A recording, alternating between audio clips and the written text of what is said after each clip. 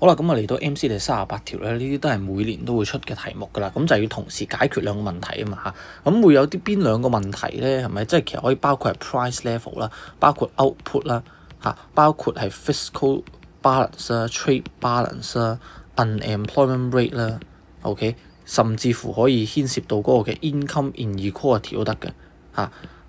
咁啊，甚至楞去 money market 嗰啲咩 interest rate 嗰啲咧嚇。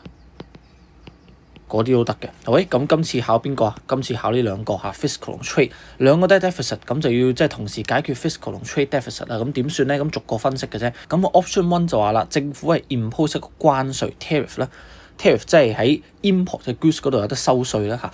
咁所以一有 import 嘅 goods 嘅時候，政府就有錢收噶啦，係咪？咁所以佢就可以解決到咧我哋嘅 fiscal deficit 嘅問題，因為政府多咗一個稅收嘅嚇。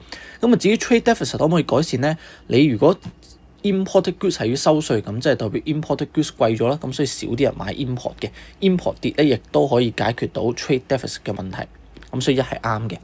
好啦，咁啊到二啦，政府係提高個 salary tax rate 嘅嚇，咁啊提高 salary tax rate 啲人就要交多咗稅啦嚇，咁交多稅之後咧，佢嗰個嘅政府就會收多稅，咁所以可以解決到 fiscal deficit 問題啦。咁至於 trade deficit 問題咧，由於啲人係少咗 disposable income， 係咪俾政府攞咗好大部分嘅錢嚟做稅啦，剩翻好少錢，所以 consumption 跌。好啦，你要需要知道一樣嘢就係 consumption 跌會連帶個 import 都跌，呢個係一個 induce effect。OK， 點解咧？因為當你消費少咗嘅時候，你想消費。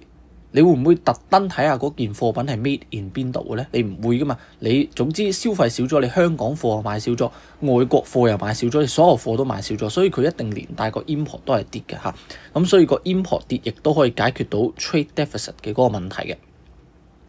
好啦，咁啊到三啦 ，the government devaluates 佢嘅 currency，devaluate currency 即係代表令到佢自己嘅貨幣咧係貶值嘅，你當佢係 depreciation 就得㗎啦。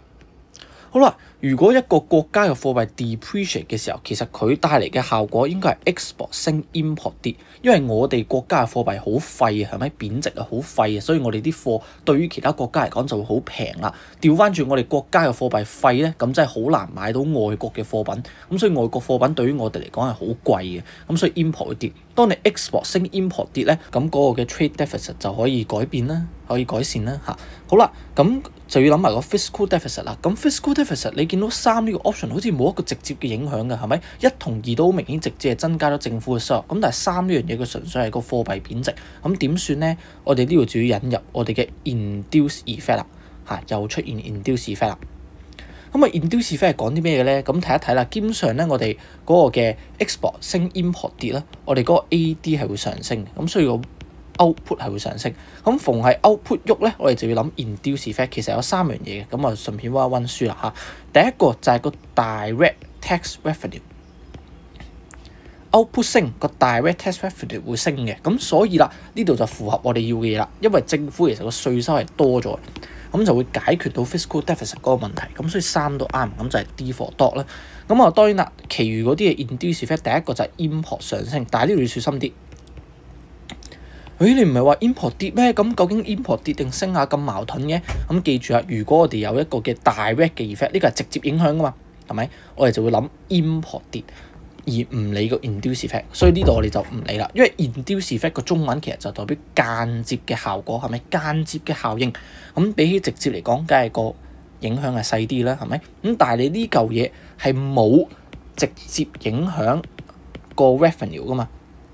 咁你就可以諗下佢間接嘅影響，亦都可以即係 conclude 到佢嘅影響啦。OK， 有直接影響就唔諗嗰個 induce effect， 冇直接影響你就會諗埋個 induce effect。OK， 咁第三個嘅 induce effect 係啲咩咧？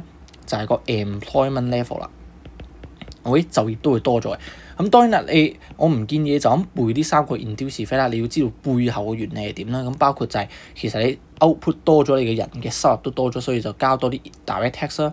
咁你人收入多咗 ，consumption 就會多咗 ，consumption 多咗，自然都會 consume 多啲 import 嘅。咁啊 output 多咗，咁自然公司就要請多啲人去生產啦。咁所以 employment level 都會上升咁樣咯。咁所以 induce effect 呢度都需要熟悉㗎。